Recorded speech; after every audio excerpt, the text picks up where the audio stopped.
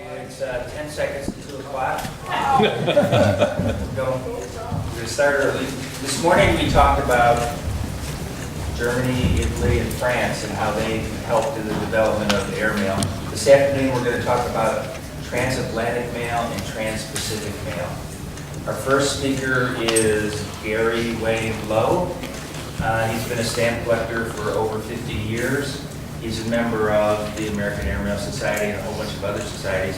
But I think the thing that I remember the most about is that he's the person who helps various societies like the Plastic Society, the Specialists, the APS, to get their documents scanned and put on the internet.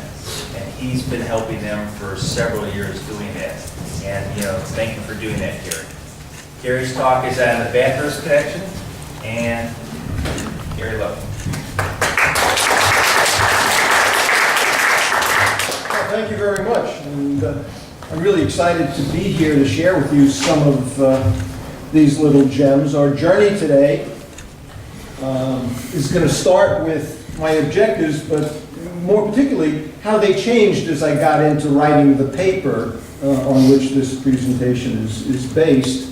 Now, I'm a Gambia guy, I'm really not an airmail guy, and to prove that to you, I'm going to start with a backstory that begins in the 1860s when there wasn't a heck of a lot of stuff flying, but that really is relevant to our topic here this week. I will touch ever so briefly on the British themselves.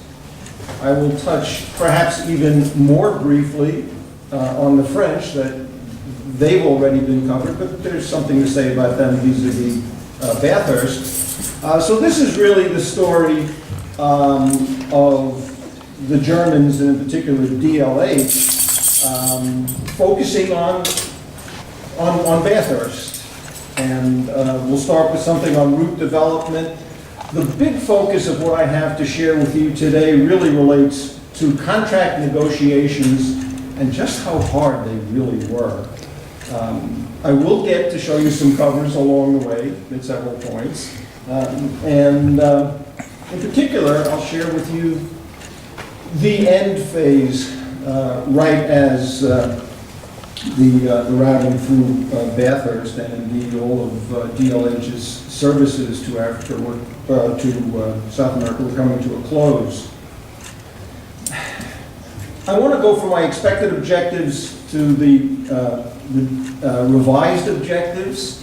Originally, I thought I was going to be talking about just how important Gambia and Bathurst was to DLH's routes over to South America. And indeed, they were important, and I do hope that we will establish that along the way.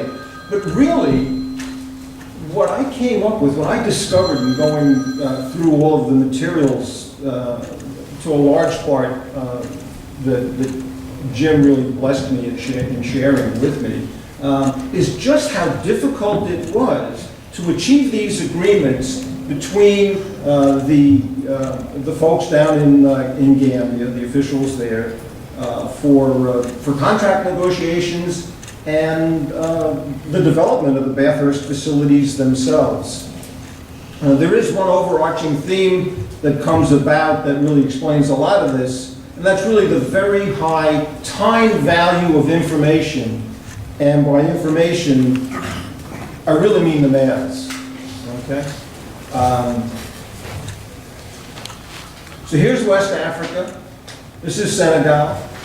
And that little hemorrhoidal appendage down there is the Gambia.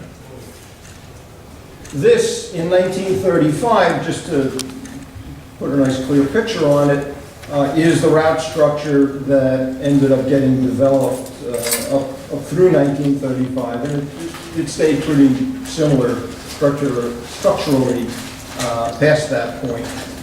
My emphasis, however, is going to be on the section between Bathurst and Natal in Brazil, and it really was interesting because it was really so difficult to make it all happen.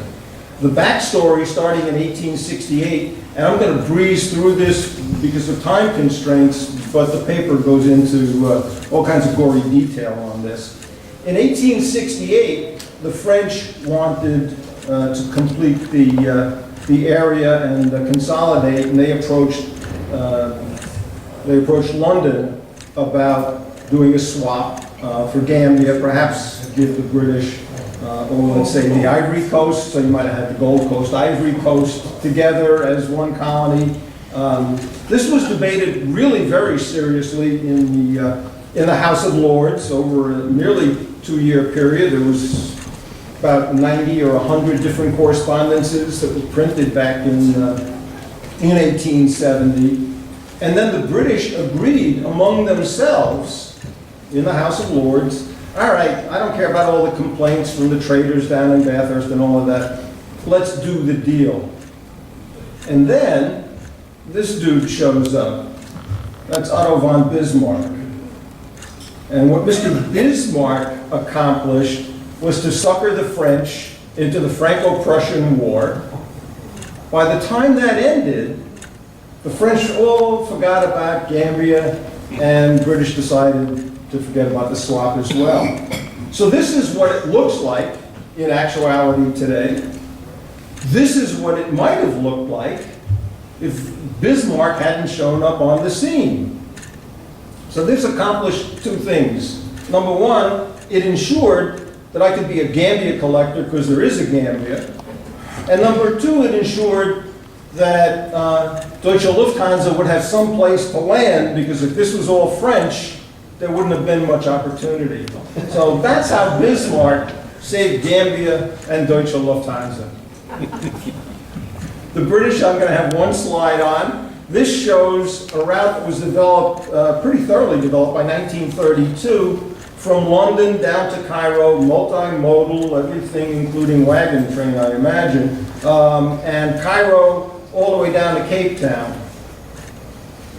With this kind of ability to develop routes, it's interesting that they had no real interest. They certainly had the ability, but no real interest to look westward into South America. As far as the French are concerned, well, they had Dakar in Senegal. They didn't need Bathurst. It is indeed a fact that there's about 56 miles less traveling from Las Palmas down through Dakar over to Natal compared to using Bathurst as your landing point. So they really had no interest in it, but they did have a strategy which was called, let's not allow any air traffic between Bathurst and Dakar. It's 120 air miles, give or take. Any mail going between those two from the 1840s forward went by ship, and it continued to go by ship. As far as Deutsche Lufthansa route development, the question is, well, why bother fooling around with this? Obviously, faster service and the time value of information, the time value of mail is so critically apparent. If it wasn't apparent previously, the four talks that we heard this morning should certainly drive home the point that there was an awful lot of equipment, an awful lot of capital, an awful lot of human capital invested in moving mail as fast as possible. Obviously, a more reliable service is desirable too, but it's really the time value, to the extent that some of the rates that were charged, and I'm certainly not a rate guy, but some of the rates that were charged were really quite outrageous. So lower rates, while they were nice, weren't really critical. Route development itself, as you heard this morning, the Zeppelins were traveling through South America in 1929. And Deutsche Lufthansa themselves did experiment with this mixed mode service. This was the failed service that Jim was talking about earlier. Bathurst down to Stuttgart by train, Stuttgart, Marseille, all the way down to Cadiz by land plane, Cadiz to Las Palmas on a seaplane, Las Palmas down to Fernando, which is an island 300 miles off the coast of Brazil. That was done by steamer. and then from Fernando to Natal and beyond by land plane. Again, not a successful purpose. So Deutsche Lufthansa proposed to revise this mixed mode service by seaplane and catapult, beginning conceptually in 1931. So they were going to take all of that Bathurst down to Cadiz and do it strictly by airplane. Cadiz clear through to Bathurst with a bunch of stops like at Las Palmas, their original plan had by seaplane, and from Bathurst to Fernando, and then to Natal by catapult ship and seaplane and then land plane beyond that. This would have saved 3 days over the existing ZEP route, and it would replace their failed multimodal route. So they moved catapult ship Westfalen, was stationed in mid-ocean, and then there were 3 Pioneer test flights. Here's an example of the first of these philatelic candies that came about on the ship Westfalen back to Bathurst aboard the seaplane Monson. The second test flight took that same airplane, took off from Bathurst to mid-ocean on the Westfalen, and this particular cover completed the route to Natal. The first cover was on June 2nd. This one was turned around for a test flight pretty quickly on June 6th. And then on June 23rd, the reverse flight was made with, again, obviously philatelic piece, going from Natal clear up to Germany via the Westfalen to Bathurst route, and then several hops up north to Europe and to Germany. But the contract negotiations started when, on May 9th of 33, Deutsche Lufthansa sent its first representative to Bathurst. On May 19th, a mere 10 days later, the acting governor issued permits for test flights in and around Bathurst, and those were the 3 that we just saw. DLH, for all its concerns and all of the problems, decided it was really mission accomplished and some serious contract negotiations could begin. August 11th, just a month and a half after the last of the successful test flights, DLH requested facilities. They wanted housing accommodations for just 6 people. They wanted a seaplane facility at Half Die, right in the Bathurst area, which would have a few pieces of equipment down there. A hangar for the 2 airplanes, a slipway so that after it landed it could be dragged up, a crane to mount it onto a trolley and move it into the hangar, and then a service cutter out in the ocean offshore. They also asked for a wireless station to supplement the fixed wireless station in Bathurst that was operated by the Gambian authorities. And this was going to be located aboard that cutter offshore. In September and October, DLH was scurrying around looking for facilities, and in the process along the way, September 29th, they decided that the communications that had been established during those 3 test flights using the Bathurst wireless facility, and indeed the wireless facility that they had planned for that cutter, were not going to be adequate for safe and reliable communications to their aircraft, and they requested a modification to their original request to establish a land-based wireless station at their facility at Half Die.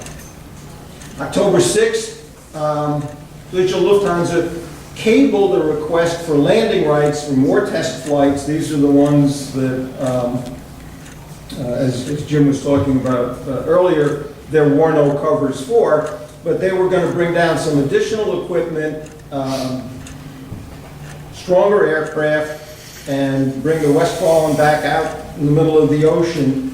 As far as the sense of the commitment difference between their original tests and what they were planning now, instead of that group of 6 folks that they had planned on, they were now planning on housing 21 pilots, crew, and ground support staff in Bathurst. So you can see that their commitment was planned on being substantial. They also committed at that point, on October 6th in this cable, to a flight plan that would look like the following routing. Day 1, Stuttgart down to Cadiz. On day 2, Cadiz to Las Palmas to Bathurst. Day 3, they would leave Bathurst for the Westfalen. Day 4, Westfalen to Natal. And on day 5, Natal out to Buenos Aires and beyond. So that was the original plan once they decided that these test flights did in fact justify moving forward. Sometime in early December, and I couldn't read from the documentation what the actual date was, Bathurst issued a special and temporary authority for January through March, 3 months only, for landings. Now, with all the contract negotiations that were going on, this is the first evidence we have of what I call a short leash strategy. The British were really encouraged, they really wanted Deutsche Lufthansa to do this, but they didn't want to give them much in the way of a sense of permanency. Immediately after this special authority was issued on December 11th, DLH appointed the United African Company as resident agent. Today we know them as Unilever. Soon thereafter, on the 28th, the aerodrome and wireless stations were approved. And these were approvals for trans-Gambian mail. Okay, so you had southbound Stuttgart through Bathurst to Natal, and that was the first flight, and carried 46 kilos of mail all along the way. The northbound return was on the 9th, Natal, Bathurst, Stuttgart, and I haven't found whether any mail quantity has been reported for that return flight. The reason I've got 2 drawings there is that I don't own those covers. But considering that these were mail-only flights, you didn't have any passengers on catapult ships all that often. I think there was one recorded example of that. But Deutsche Lufthansa really started promoting very aggressively with fancy brochures and price schedules to build the business. The first flight, just to go back, was February 3rd and returning February 9th. It wasn't until April 13th that London got into the mix and was allowed to participate in this mail service. So here's a cover that documents the first acceptance, London to South America via DLH, southbound. More interestingly is that Bathurst was only allowed to get involved, in other words, the postal authorities only promoted an agreement July 27th so that mail could start in Bathurst or end in Bathurst. And here's the first flight going north, okay, November 9th. The British were really proud of this and came up with that glorious little purple cachet for the first flight. They continued to use it by scratching out the word first for about a year and a half afterwards.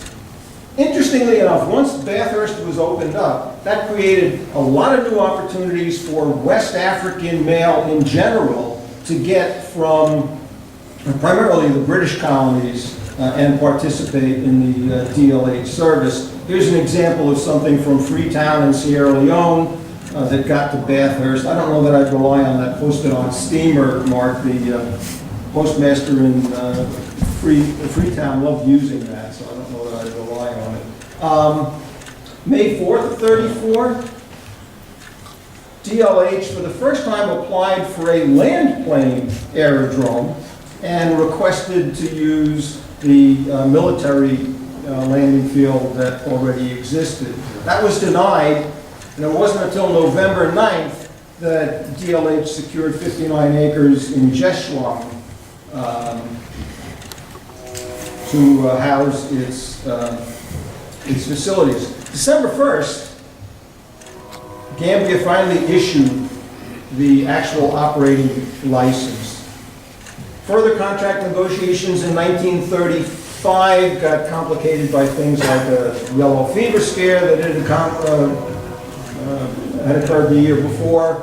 But in 1935, DLH requested an extension to their landing field, and they brought in tons, literally tons and tons of steel rebar and imported concrete in order to extend this landing field.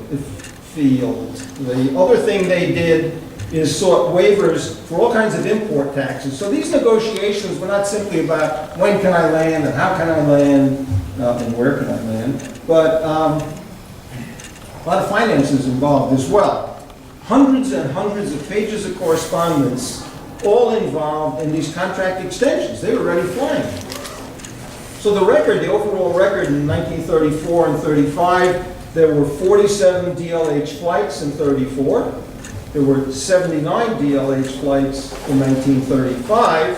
And those are ignoring any of the ZEP transfers because the ZEPs never really landed at Bathurst, although they hovered, sometimes with some difficulty.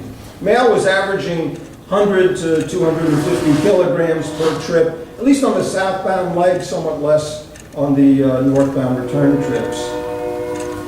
Nothing, however, is perfect, and there were a number of disasters. This is a float plane that had picked up the mail in Rio from Deutsche Lufthansa, so it's technically not a DLH disaster itself, but it's a piece of mail that was carried south by DLH and ended up in the drink.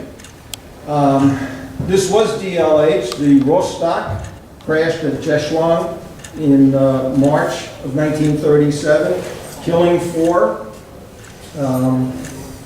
According to the reports back then, some 20 bags of mail were recovered. It really shows a lot of evidence that perhaps 40 or 50 mail bags were in fact recovered. All right, so here's that route structure. And I was talking earlier about how the landing in Bathurst, once mail was accepted there, facilitated West African colonies being able to participate in the DLH service. But there were other opportunities to do the same thing in South America itself, not involved with actual DLH service. And here we have from Asuncion in Paraguay, which wasn't on an air route. This particular cover came down on the railroad, met the DLH service in Buenos Aires, and got routed all the way, including Bathurst, to Frankfurt. So the idea is that even if there weren't air services, both in Africa and in South America, you had opportunities for participating. Here's a wonderful cover that I just got yesterday, actually.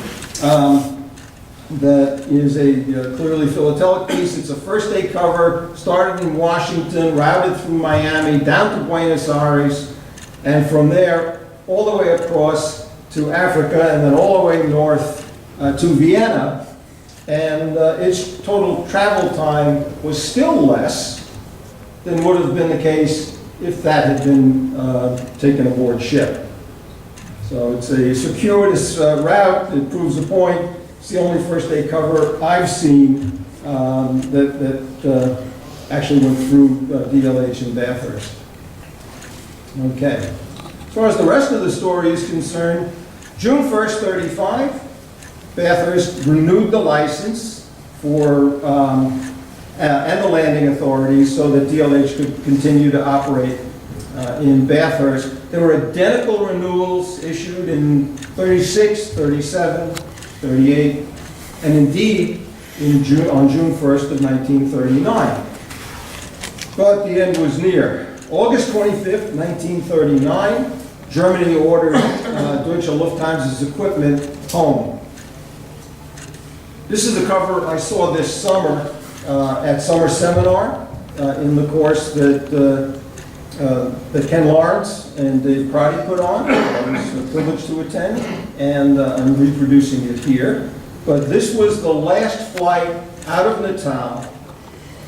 Because equipment was being recalled, and everybody knew why, it went back to went back to Natal.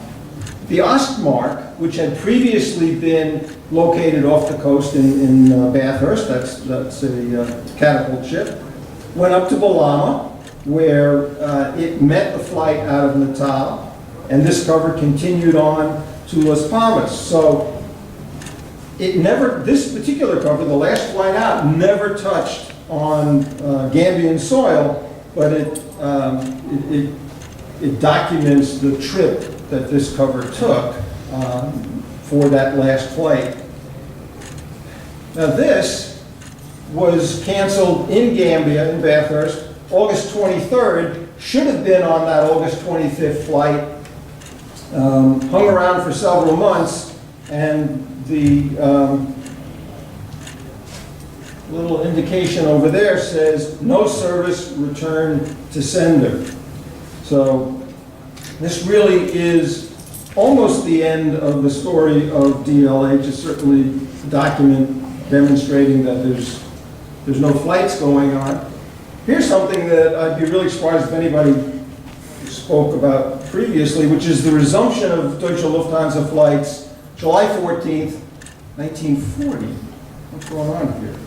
Well, what's going on is a cable from the governor of Gambia to the commander-in-chief of the South Atlantic and a whole bunch of other British governors. Let me read it to you. Persistent rumors for the last several days that a delegation consisting of 2 or more Germans and Italians would arrive or may have already arrived by air at Dakar, objective to reopen airmail service with South America by Lufthansa line.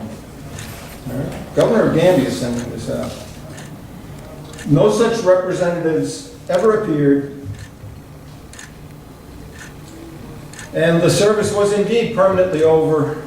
The dream was ended. I thank you very much.